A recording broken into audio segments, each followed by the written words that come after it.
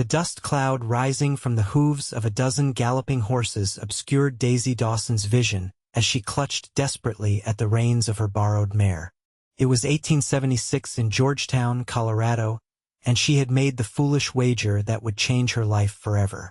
The miners and cowboys gathered at the edge of town hooted and hollered as her horse bucked unexpectedly, sending her tumbling ungracefully into the dirt road that led toward the silver mines.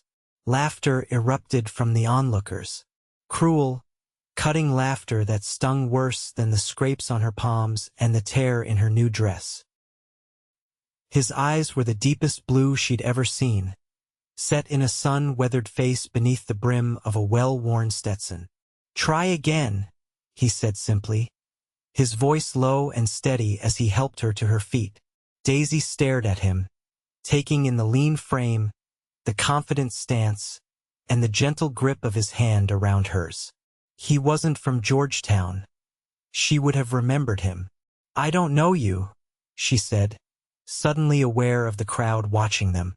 "Yates Jameson," he replied with a slight tip of his hat. "Just arrived on yesterday's stage. Your horse is spooked, but not mean."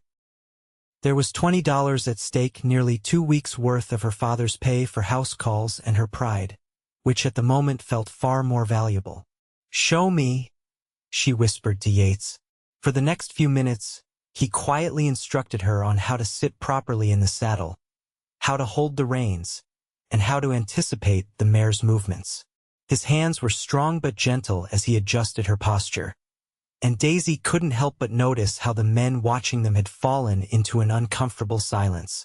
"They're afraid you'll succeed," Yates murmured close to her ear.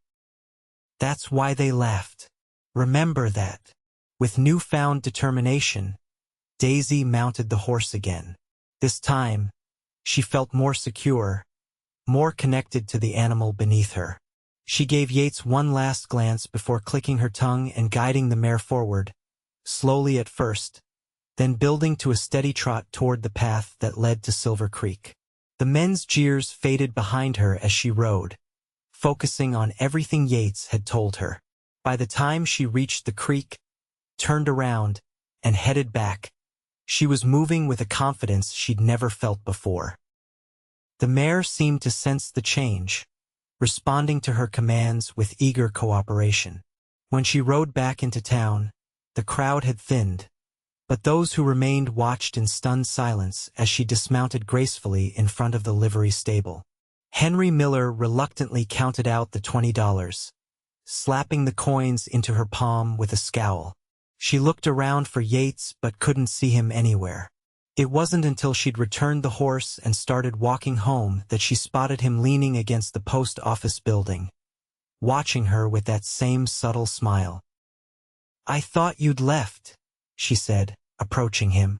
"And miss seeing you prove them all wrong?" "Not a chance, Miss Dawson." "Daisy," she corrected him. "And I owe you half of this." She extended a portion of her winnings toward him. Yates shook his head. "Keep it. But I would accept a cup of coffee, if there's a decent place in this town. Mrs. Henderson's boarding house serves the best coffee in 3 counties, Daisy replied, surprised by her own boldness. "And I happen to know she has a room available, if you're staying in Georgetown." Daisy asked, studying him more carefully. He didn't look old enough to have fought in the Civil War, which had ended 11 years earlier. "Joined up in '64 when I was 16, he explained, reading her thoughts. "Lied about my age. Spent a year fighting before it ended. Been trying to find my place ever since." Mrs. Henderson arrived with coffee and freshly baked biscuits, her curious eyes darting between Daisy and her companion. "Dr. Dawson was asking after you, dear," she said pointedly. "Said you were supposed to be helping him organize his medicines this afternoon." Daisy sighed. "Thank you, Mrs. Henderson. I'll head home after coffee."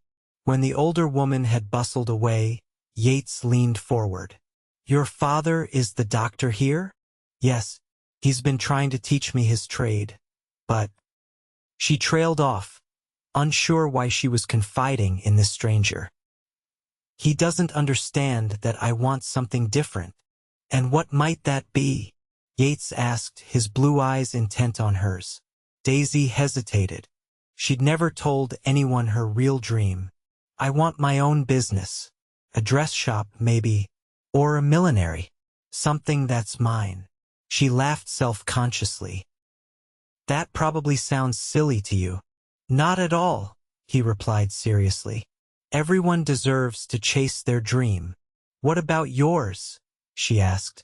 A shadow crossed his face briefly. I'm still figuring that out, but I do know I'm tired of drifting. I'd like to put down roots somewhere.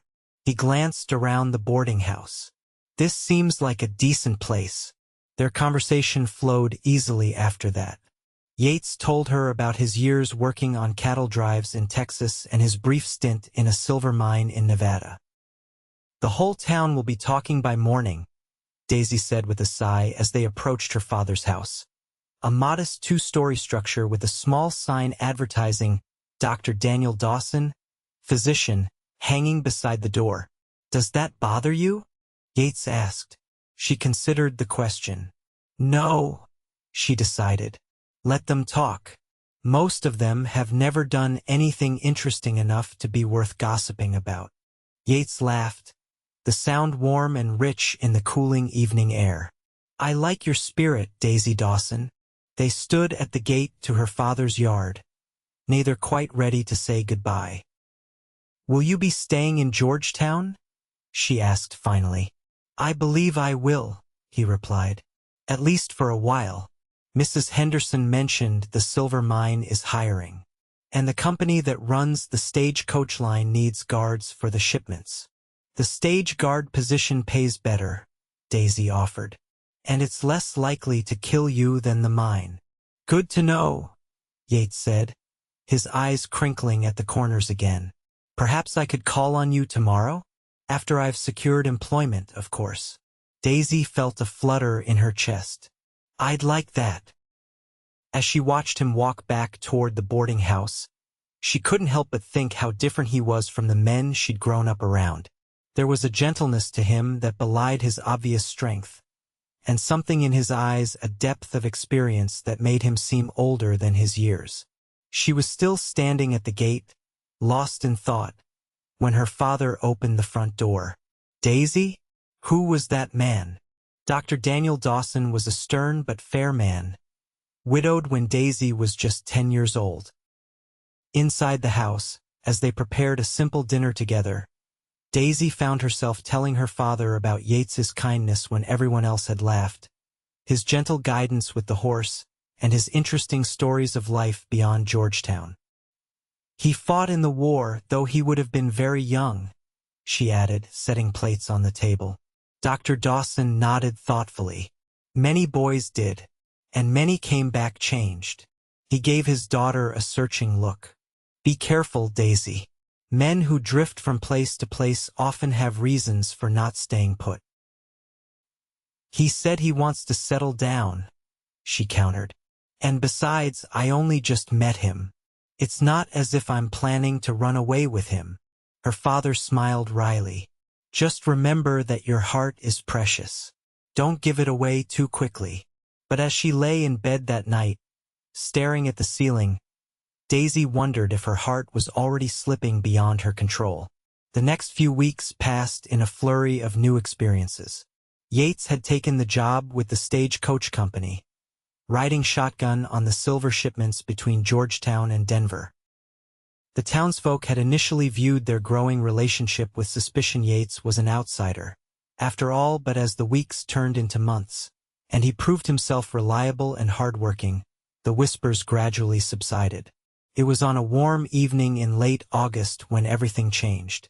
They had walked to the edge of town, to a small rise overlooking the valley where Georgetown nestled among the mountains. The silver mines that had brought prosperity to the town were visible in the distance, their entrances like dark wounds in the mountainsides.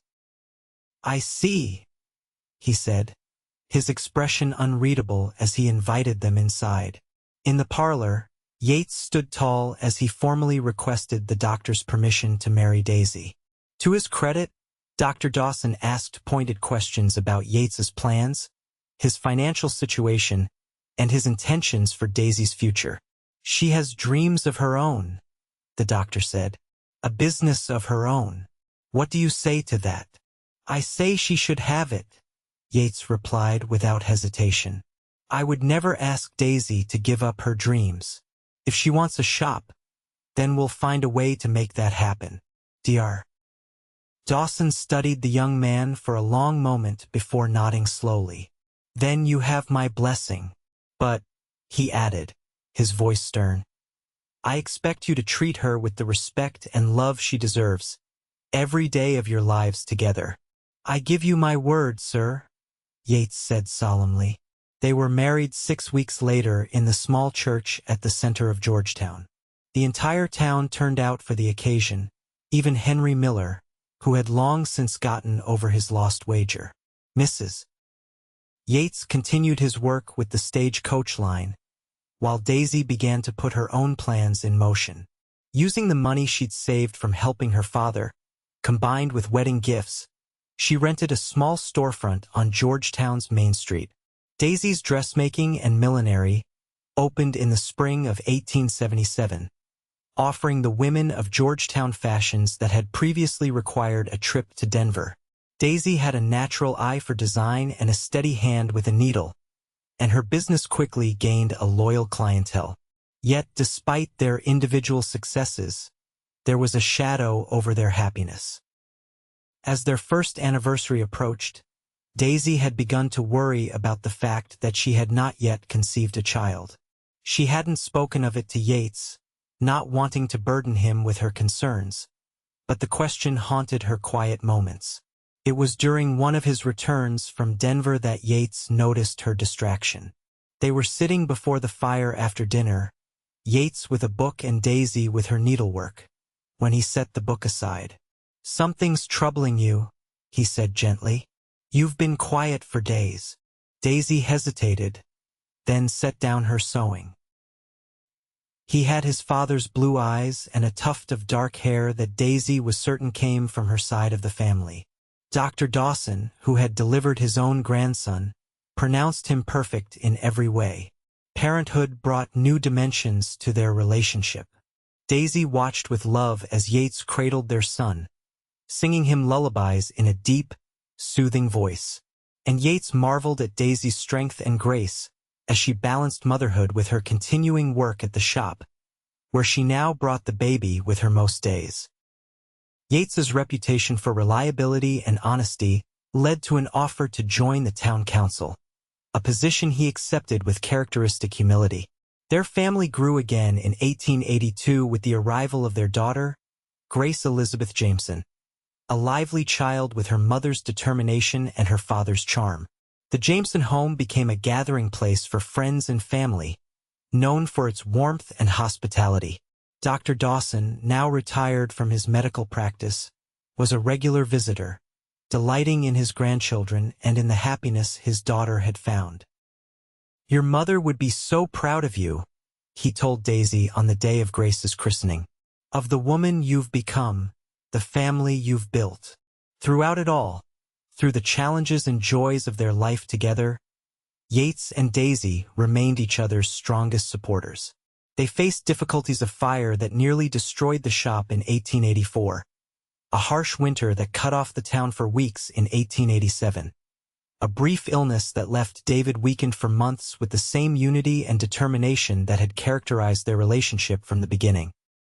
And on quiet evenings, when the children were asleep and they had time to themselves, they would sometimes reminisce about that day in the dust of Georgetown's Main Street, when a stranger had helped a fallen woman to her feet and encouraged her to try again. "I knew then," Yates would say, brushing a strand of hair from Daisy's face, "that you were special, that if I was lucky enough to win your heart, I'd never let it go. And I knew," Daisy would reply, leaning into his touch, "that you were different from any man I'd ever met, that you really saw me when everyone else just saw the doctor's headstrong daughter." By 1896, 20 years after their first meeting, Georgetown had changed dramatically. The silver crash of 1893 had hit the town hard, but unlike many mining communities that became ghost towns overnight, Georgetown had diversified enough to survive. Daisy's business had adapted, focusing more on practical clothing and repairs rather than luxury items. And Yates had transitioned from the stagecoach company to become the town's sheriff, a position that utilized his natural authority and sense of justice. Their children were grown now, David studying medicine at a university in Denver, following in his grandfather's footsteps, and Grace working alongside Daisy in the shop, showing a flair for business that made her mother proud. On the 20th anniversary of the day they met, Yates surprised Daisy by borrowing 2 horses for an afternoon ride. They followed the same path she had taken that day for her wager, out to Silver Creek and back. They were older now, with streaks of gray in their hair and lines around their eyes that spoke of both laughter and hardship, but the love between them had only deepened with time. At the creek, Yates dismounted and helped Daisy down, just as he had all those years ago. From his pocket, he produced a small box. 20 years, he said, opening it to reveal a delicate silver pendant on a chain. 20 years since I saw a beautiful woman fall in the dust and get back up with fire in her eyes. Daisy touched the pendant, a perfect miniature replica of a horseshoe with trembling fingers. It's beautiful. Turn it over, Yates urged. Engraved on the back were the words that had started it all. Try again. Tears filled Daisy's eyes as Yates fastened the necklace around her throat. I love you, she whispered. I have loved every moment of our life together. Even the difficult ones? He asked, brushing away a tear that had escaped down her cheek. Especially those, she replied with a smile, because they showed us what we're made of, that we can fall and get back up, stronger together. As they rode back to Georgetown, side by side in the golden afternoon light, Daisy thought about the journey that had brought them here from a chance encounter on a dusty street to a life built on love, respect, and shared dreams. It hadn't always been easy, but it had always been worth it. And she knew, with the certainty that comes from years of loving and being loved in return, that wherever life took them next, they would face it as they had faced everything else. Together, with the courage to try again, no matter how many times they fell.